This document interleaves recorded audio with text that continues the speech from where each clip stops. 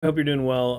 We're going to do another video on 2 Samuel, and the reason for that is because I just want to catch up from where we've been. I haven't done a video in a while.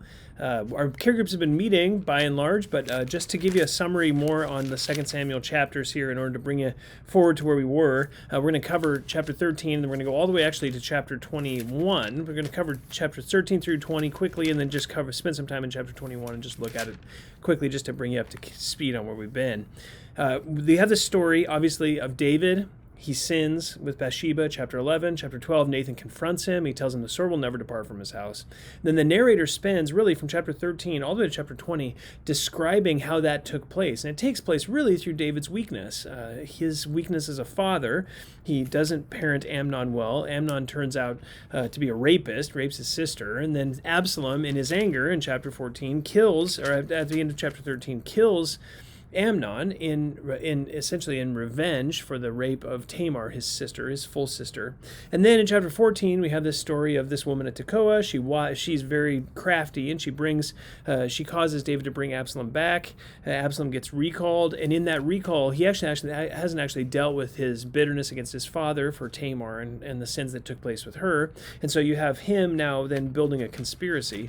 And in chapter 15, you have Absalom's conspiracy, and then you have the story of how Absalom sins essentially against his father, leads a revolt, a rebellion. Hushai goes through, we have the story of Hushai, who then saves David because of his counsel. Ahithophel is ignored, and all of this is taking place to bring about essentially what Nathan the prophet told David would happen because of his sin.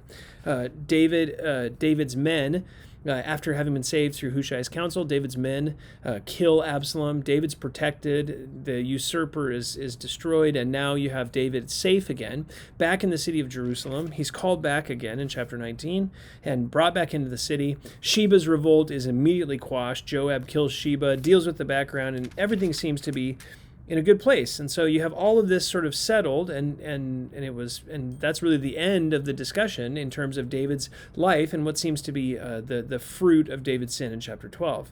And then in chapters 21 through 24 now, you have this last sort of appended section that's not necessarily in chronological order. It's four sort of stories that all are laid out to show some things about David. And if you take these four chapters and you put them into one group, they actually make a chiasm, which is the Greek word for key, and it makes an X, and the center point of the X is the main point of all of this stuff.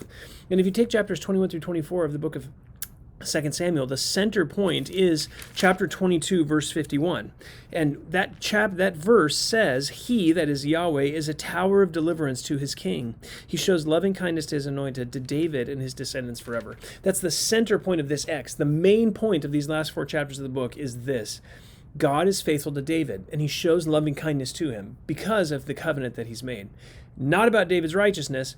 David, in the beginning of these four chapters, is going to do something that's apparently very righteous. At the end of these four chapters, he's going to do something that's very unrighteous, but God remains faithful throughout. And that's really the main point, not just of these last four chapters, but the narrator's main point of the book is that God is faithful to David. And the reason for that is because of the covenant that he's made with him and the promise of the Messiah that he will then fulfill through his line.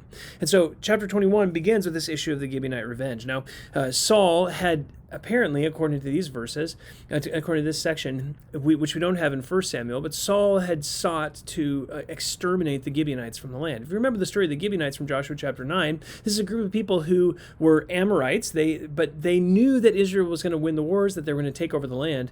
And so rather than try to fight them and beat them militarily, they tried to beat them by deception. And in fact, they actually did that. They went to Joshua, they had torn clothes, they had old, dry, stale bread in sacks, and they went to Joshua and said, "We've traveled from a far distant country. We know you're going to win this local land, but we want you to make a covenant with us that you won't come all the way to our land, that there'll be peace between us." And Joshua very foolishly doesn't inquire of the Lord, and he makes this covenant with the Gibeonites. He agrees that he won't attack them. And then the Gibeonites say, "Hey, by the way, after this covenant was made, by the way, we deceived you. We're actually locals here." And Joshua says, "Well, I've made a covenant before God. I have to keep the covenant. But you're going to be servants for us. So the Gibeonites remain in the land and they're servants for the people of Israel.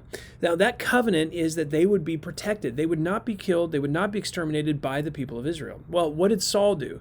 Well, it tells us that Saul, in verse 2 of this chapter, that Saul in his zeal sought to exterminate them from the land. Well, the problem, there's some good in that because they were supposed to exterminate people. They were supposed to clear out the people that were Gentiles in the land of Israel. The problem was that Saul was going after the wrong group of Gentiles. He was going after the Gibeonites. And there was a covenant that Joshua made, not just for Joshua, but for the nation with the Gibeonites, that they would not be exterminated. And so you can't violate that covenant. Even though it's not necessarily a good covenant, even though it was made in a poor way, you still made a promise, and you have to keep your promise. That would be sin to not keep your promise. Well, what does Saul do? He goes out and tries to exterminate them, and many of them are killed. We don't have details, but many of them are killed.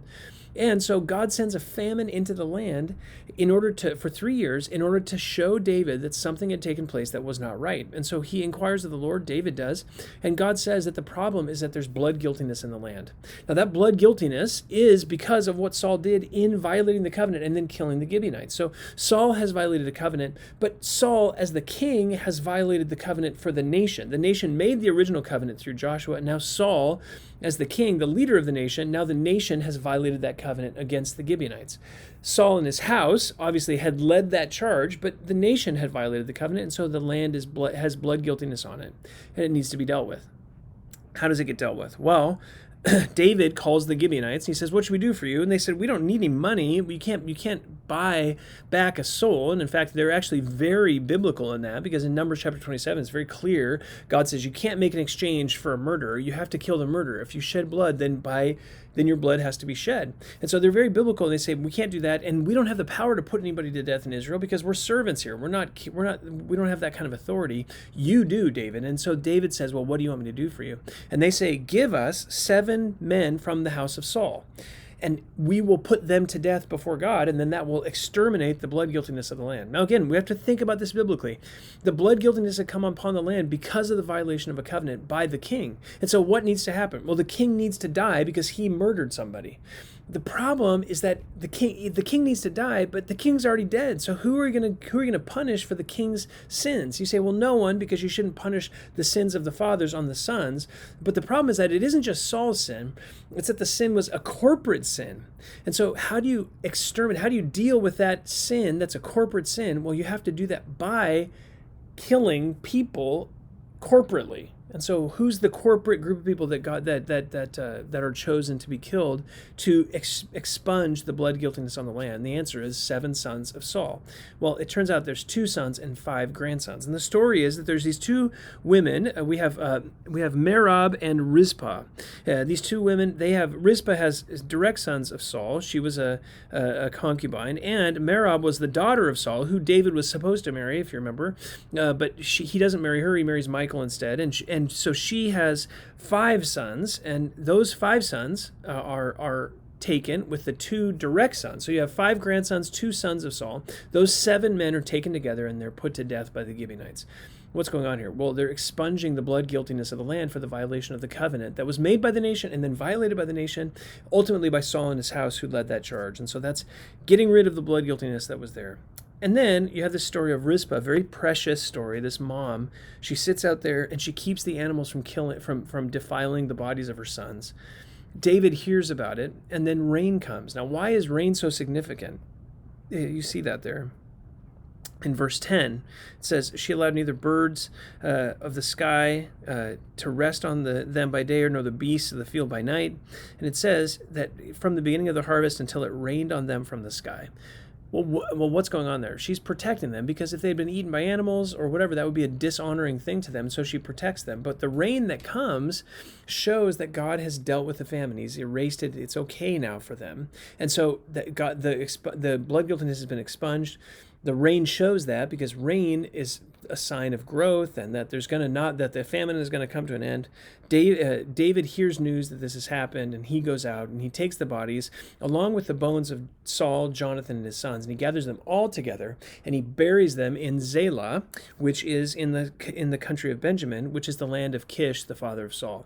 So all of this is saying what? Well, not only is the blood guiltiness dealt with because the sons of Saul have been killed in exchange for his violation of the covenant, but at the same time, on the other side, he's honored Saul and his sons. He's honored these men, and he's now gathered them together. They're united, and they're in a place of honor in the tomb of their father. Well, what's going on? Well, in the two things, you have the honor of Saul, so they're not dishonored. He's still a king of Israel. There's still a family that carries that royal attachment to it. And at the same time, the blood guiltiness is expunged. All of it's dealt with. And you notice at the end of verse 14, it says, after that, God was moved by prayer for the land. So when the people pray now, the land has been cleansed, and now God is moved by that prayer. So what's going on there? Well, at the end of the day, what's showing us is that God demands righteousness, but at the same time, what's also showing us is that David does what's right in the sight of God. Now, we don't know when this takes place in his life, but definitely after Mephibosheth in chapter 9, but we don't know exactly when, and so those specifics are not necessarily the issue. The issue is more about who God, what's happening with David and who God has chosen. God's chosen David, and he's a covenant-keeping, faithful individual. In this story, now we know that's not the case in chapter 11, but in this story, he's doing what's right. So God is faithful to his anointed. Why would that be so important? Well, that's the center point of our chiasm. God is faithful to his anointed when David is faithful as well. Okay, and we actually see that again in the rest of the chapter, verses 15 down through verse 22. We have these stories of 4 giants that are killed by David and his men. Well, David is actually the one fighting in the first story, and he's about to die. And Abishai, who we all love, Abishai is the guy you want to have on your side. He kills this giant, protects David, and then the men of David say, you can't come out to war with us anymore. You're going to get killed, and we don't want you to do that. And David says, that's okay, I won't come out to war anymore. But David's men then kill these 4 giants. What's the point? Well, they're all Philistine giants, right? And so God is protecting the land, not only through David, but through David's men. And so God is faithful to David and to David's men to keep their covenant. He's going to protect them from their enemies. And he's going to use not only David personally, but also David's men in order to keep that faithfulness for them. He will keep the covenant that he's made with David. He'll protect the land. He is faithful to David, whether David's faithful or not, whether David can even functionally carry out what it is that God has commanded him to do, because he's old, it doesn't matter. God will still be faithful to David no matter what. God does not get tired. God is not weary. So that's the point of chapter 21. Now when we get to chapter 22, we're going to see David's psalm. He's going to write a song about deliverance. Then he's going to write one more psalm. And then the opposite sections are going to happen. In chapter 23, starting in verse 8, we're going to have the story of David's mighty men. Well, that's going to match up with these stories of the 4 giants being killed. And then we're going to have the story of David counting and numbering the people at the end of the chapter, in chapter 24, and that's going to match up with David's faithfulness in chapter 21. So David was faithful with the Gibeonites. He's going to be unfaithful with counting the people. Those will match up. Then you have the stories of his mighty men. You have these 2 psalms in the middle, the center point of which is verse 51 of chapter 22. Well, I hope all of that makes sense. I know it's a little bit complex. Definitely go to a care group. Check out the commentary that's on the website and should be helpful for you. Thanks so much.